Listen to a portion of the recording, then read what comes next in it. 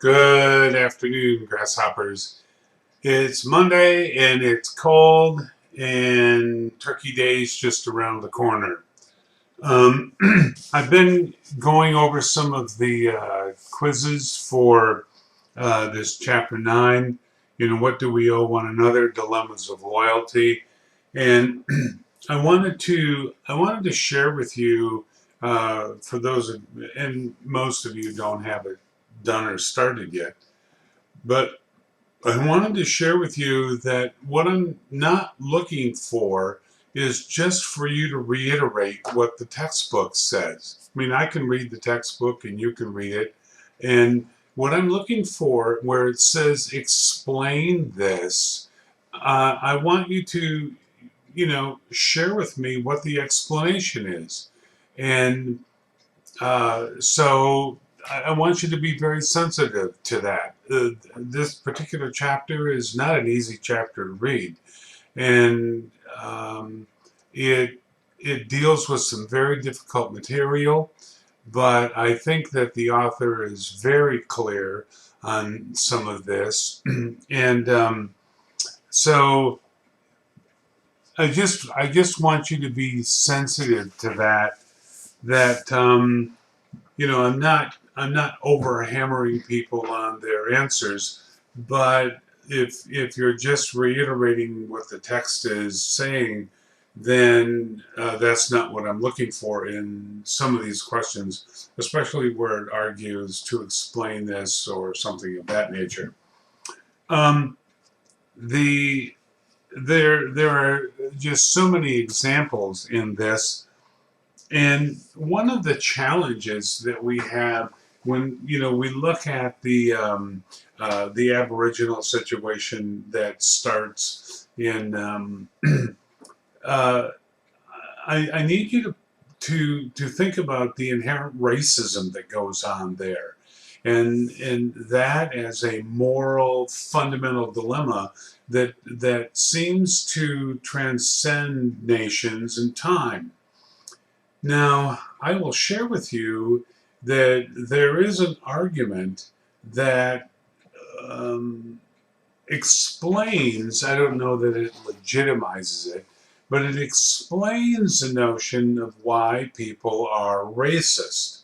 And it goes back as an anthropological definition back, a million years or something like that. And the identity of people that are coming across the savannah. And the first thing you notice about them is the color of their skin. And that can share with you whether they're foe or friend and things of that nature. So even in contemporary society, we look at the notion of race as a distinguishing phenomenon, and can it identify uh, that sort of tribal mindset that people have, especially when it comes to the fear of the unknown. So all of those dimensions come into play, and I think that Sandel is really trying to bring that out. The notion is brought to us, especially in Kant and John Rawls, for example. Is are you formulating your own values and your own definition of right, right behavior and things of that nature, or are you just mimicking and imitating the the um, uh, the things that have already been set down in society, for example? So that's a big debate.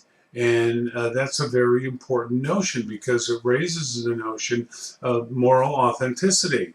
If I am simply following the rule that's out there, I'm just mindless. I'm not thinking about that.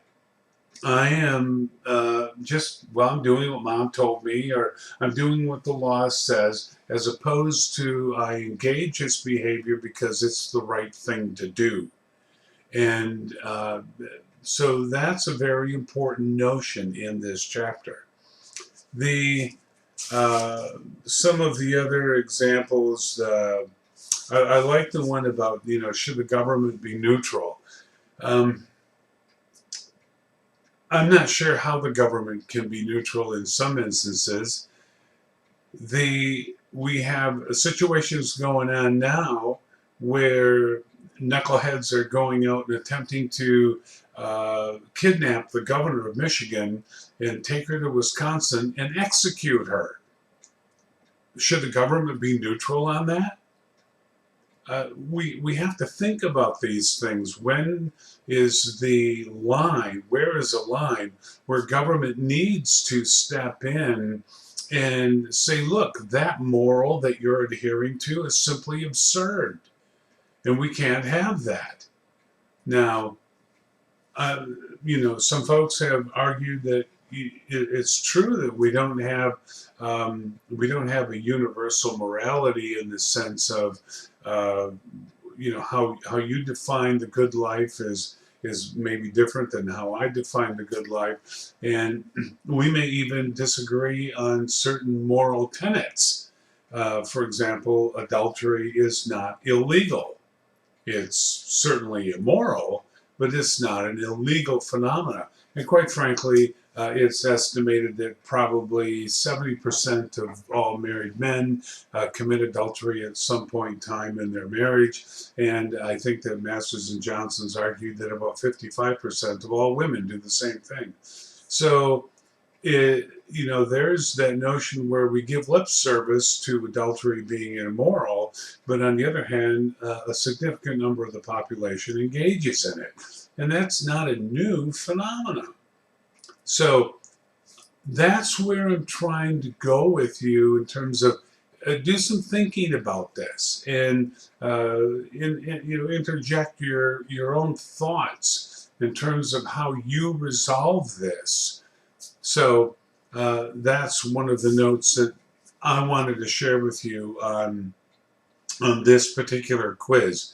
The it's a 14 question uh, essay quiz. You've had 2 weeks to work on this thing, and if you're trying to just burn your way through it, I think you're making a mistake. You're not really getting out of it what I want you to get out of it. Not just that I need the answers, but that I want you to think about this. I want this to be a learning curve for you. So, in any event, that's the news on Michael's book here. I will share with you as a side note that I have gotten my hands on Michael Sandel's new book on meritocracy. And I've read the prologue introduction in the first chapter, and I've also discovered that there are a program on YouTube that is going to be coming your way, the public philosopher. So I viewed one of the lectures that he's done. Sandel, as you already know, is a professor of philosophy and political science at Harvard University, and he's a pretty renowned philosopher on things of that nature, and I think he does a pretty good job of sharing what the real challenges are.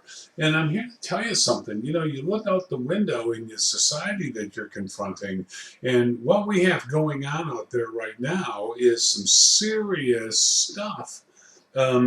People protesting and rioting and breaking into stores and taking their shopping carts and filling them up with stuff and going out the door, and the police just in some instances just standing by, because what are you going to do?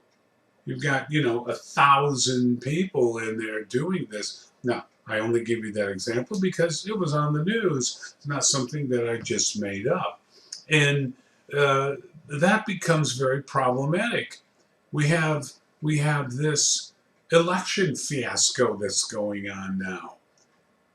And Sandel is very clear in this new book why that's come about and why that's legitimized in our culture. So the end of the day, what these questions are attempting to address for you, you have a cultural issue going on. Not only do you have a cultural issue going on, you got Corona going on out there. And Corona and God, as I've shared, Godzilla's back and brought all his friends with him. So now you've got, I don't know, thousands of new cases a day right here in Michigan. You've got a number of people dying. And we found out here, just the neighbor lady 2 doors down just buried her mother the other day. I just went to a funeral on Thursday for a friend of mine that Corona took care of him. So this is turning everything upside down. Now, given that, where is your moral compass? Where is your moral guidelines? We talk to people that are out there and they're saying, well, I don't need to wear a mask, and that's just a left-wing conspiracy and all that. These people miss the memo on what's really going on out here. And ironically enough, I'm sure you've got stories of your own, but we just a friend of a friend of mine, he was one of those folks that, well, I'm not going to wear a mask and all that, and he's in the hospital right now with it. It's like, what are you thinking about? This is a worldwide pandemic thing. Again, we cite those examples. What's the moral compass? What is it that you're premising your behavior on? What you ought to do? Just what people are telling you to do? Or are you engaging behavior that you're engaging, which Sandel is talking about, from a rational, logical, reasonable perspective? So those are the things that I want you to think about when you're reading this chapter, when you're going over these questions, and so do that. Take your time, and you've got all kinds of time to get this thing done.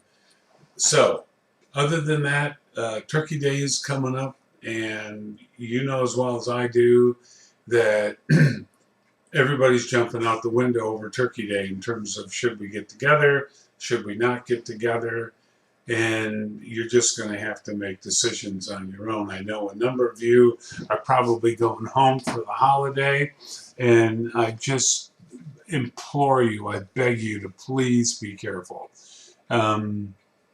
This nonsense of this virus is a killer.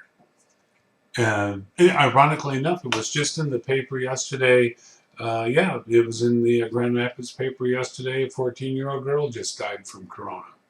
And 14-year-old, and it took her life. So please be careful. Other than that, I do want you to have a good time. I want you to enjoy yourself, and you can be with your family. Just be careful and wash your hands. Disinfect everything in your worldview if you can. That's one of the big things that's going on is this disinfectant. I will share with you that I'm also going through a course right now on infectious diseases, and the overriding notion that this doctor is sharing with students is that disinfect yourself by washing your hands and sterilizing things that you touch, and it's just some of the stuff I've learned in this course is enough to just make your hair go gray. You go to the hospital, for example, and a stethoscope is just laden with bacteria. I'm going, oh my God, it's terrible. But the keyboard that you're using, the mouse pad that you're using, um, these are all bacteria collectors. I hope you're getting the memo on this. It's called, Clorox wipes. Just wipe stuff down. And be careful out there. Wear your mask. Enjoy your turkey day. And we'll be back to class. Um, we're going to be doing the last chapter in the book. And I've got some other stuff for you to fill up the time that we have left. If you have any questions, drop me a line. We're not going to do. I kind of want to leave you alone the rest of the week, and not overburden you with stuff. And so probably the first part of next week, we'll try to do a Zoom. And I've had a couple of students raise that question. We'll try to do a Zoom and see how that works out. But if not, I will make sure I put a web video up for you, governing the last chapter and some other things that I want you to be doing. So, again, enjoy the rest of your week. Be careful out there, sports fans.